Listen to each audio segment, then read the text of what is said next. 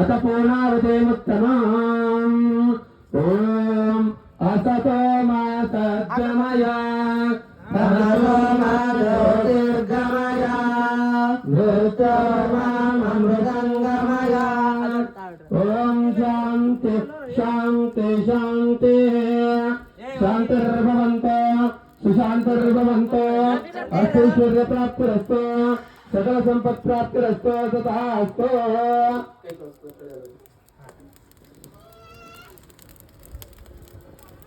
ಹಿಂದೆ ಕೈ ಬಿಡ್ರಿ ಅಲ್ಲಿ ಹಿಂದೆ ಬಂದ್ರೆ ಲೈನ್ಸ್ ಸುಮ್ಮನೆ ಕಡೆ ಹಿಂದೆ ಈಗ ಮೂರು ಫೇರ್ ಹಾಕಿ ಓಂ ನಮೋ ಪ್ರವಿತ್ರ ಪಾಪನಾಶಾಯಾಂ ಪ್ರವಿತ್ರಾಪನ ಸಿದ್ಧಯ ಪ್ರದಕ್ಷಿಣಂ ಕರೋಮಿ ಶಾಂ ಪ್ರಸೀದ ಪರಮೇಶ್ವರ ಸುರತಾ ನಮಸ್ಕಾರಂ ಕರೋಮಿ ಪದೇ ಪದೇ ನಮಸ್ಕಾರಂ ಕರೋಮಿ ಹರಶಂಭೋ ಮಹಾದೇವ ರೂಪಾಚಾತುಲೋಚನ ದಯಾ ಸಿಂಧೋ ದೀನಬಂಧು ರಕ್ಷ ರಕ್ಷಾ ಮಹೇಶ್ವರ ಮಾಯಾ ಸಮುದ್ರ ಪತಿತ ಮನುಷ್ಯಾನನಾಮುದ್ಧರ वैष्णव भक्तवत्सल शिवशंकर शिवस्तोत्रां समर्पयामि ओम नमो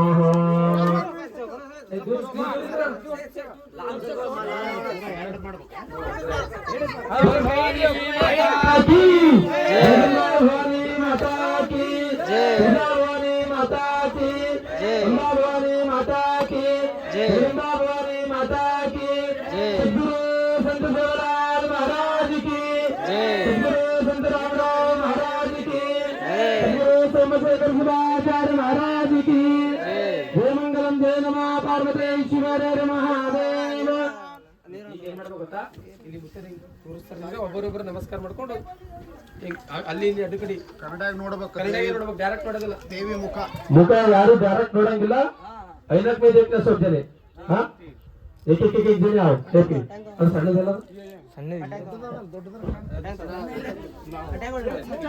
सहस्रवात सभूमिं वित्ततो रत्वा अस्याः तिस्राशांगलं सर्वं डायरेक्ट नहीं देखना नीचे देख के जाना ओम नमो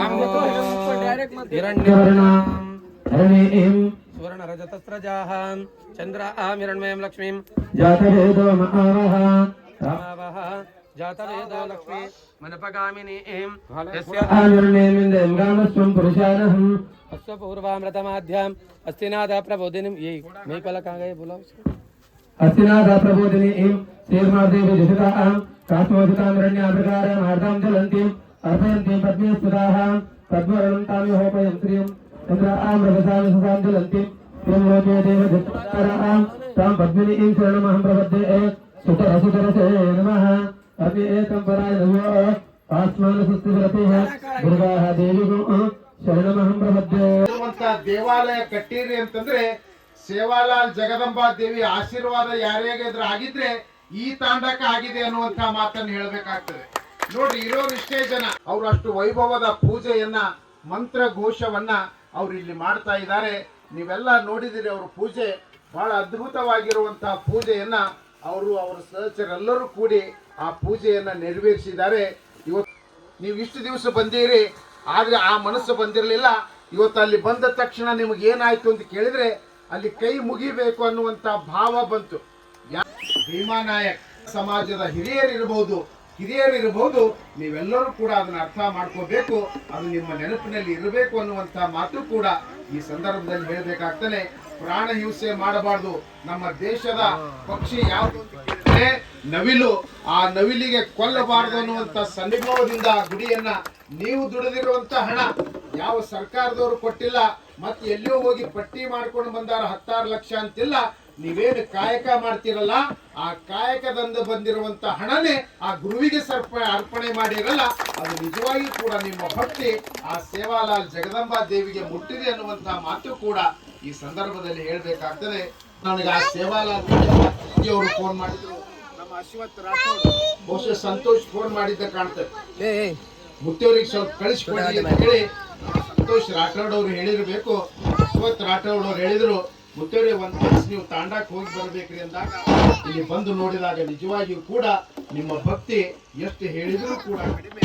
ಅಷ್ಟು ವೈಭವದ ಒಂದು ಗುಡಿ ನಿರ್ಮಾಣವನ್ನ ನೀವೆಲ್ಲ ಈ ಬೆಳಗಿನ ಜಾವ ಏನ್ ಮಾಡಿರಲ್ಲ, ಇದು ನಿಜವಾಗಿಯೂ ಕೂಡ ಬ್ರಾಹ್ಮಿ ಮುಹೂರ್ತದಲ್ಲಿ ಪ್ರಾಣ ಪ್ರತಿಷ್ಠಾಪನೆ ಗುರುಗಳ ಹಸ್ತದಿಂದ ಯಾವಾಗ ಆಗ್ತದೆ ಅವಾಗ ಅದು ದೇವರಾಗಿ ಪರಿಣಮಿಸಿದ್ದು ಬೇಡಿದ ಇಷ್ಟಾರ್ಥವನ್ನು ಕೊಡುವಂತ ಶಕ್ತಿ ಆ ಶಿಲೆಯಲ್ಲಿ ಆ ಮೂರ್ತಿಯಲ್ಲಿ ಬರ್ತದೆ ಅನ್ನುವಂತಹದ್ದನ್ನ ನೀವೆಲ್ಲರೂ ಕೂಡ ಅರ್ಥ ಮಾಡ್ಕೋಬೇಕು. ಇವತ್ತಿನಿಂದ ಸೇವಾಲಾಲ್ ಮಹಾರಾಜ ಜಗದಂಬಾ ದೇವಿ ನಮ್ಮ ತಾಂಡಾದಲ್ಲಿ ನೆಲೆಸಿದೆ ಅಂದ ಮೇಲೆ ಈ ತಾಂಡಕ್ಕೆ ಕೂಡ ಬರಗಾಲ ಬರೋದಿಲ್ಲ, ಯಾವುದಕ್ಕೂ ಕೂಡ ಕೊರತೆ ಆಗೋದಿಲ್ಲ ಅನ್ನುವಂತಹದ್ದನ್ನ ನೀವೆಲ್ಲರೂ ಅರ್ಥ ಮಾಡ್ಕೋಬೇಕು.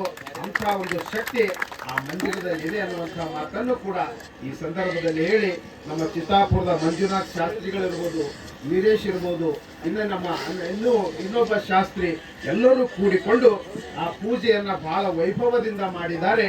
ಆ ಪೂಜೆಯನ್ನ ನೋಡಿದರೆ ಸಾಕ್ಷಾತ್ ದೇವಿನೇ ಇಲ್ಲಿ ನೆಲೆಸಿದ್ದಾಳೆ ಅನ್ನುವಷ್ಟರ ಮಟ್ಟಿಗೆ ಅವರು ಕೂಡ ಅಷ್ಟು ವೈಭವದ ಪೂಜೆಯನ್ನ ಮಾಡಿ ನೆರವೇರಿಸಿದ್ದಾರೆ ಅನ್ನುವಂತಹ ಮಾತನ್ನು ಹೇಳಿ, ನಮಗೂ ಕರೆಸಿ 2 ಮಾತನ್ನ ಆಡ್ಲಿಕ್ಕೆ ಅವಕಾಶ ಕೊಟ್ಟಿರುವಂತ ತಮ್ಮೆಲ್ಲರಿಗೂ ಮತ್ತೊಮ್ಮೆ ವಂದನೆಗಳನ್ನ ಹೇಳಿ ನನ್ನ 2 ಮಾತುಗಳಿಗೆ ವಿರಾಮವನ್ನು ಕೊಡ್ತಾ ಇದ್ದೀನಿ.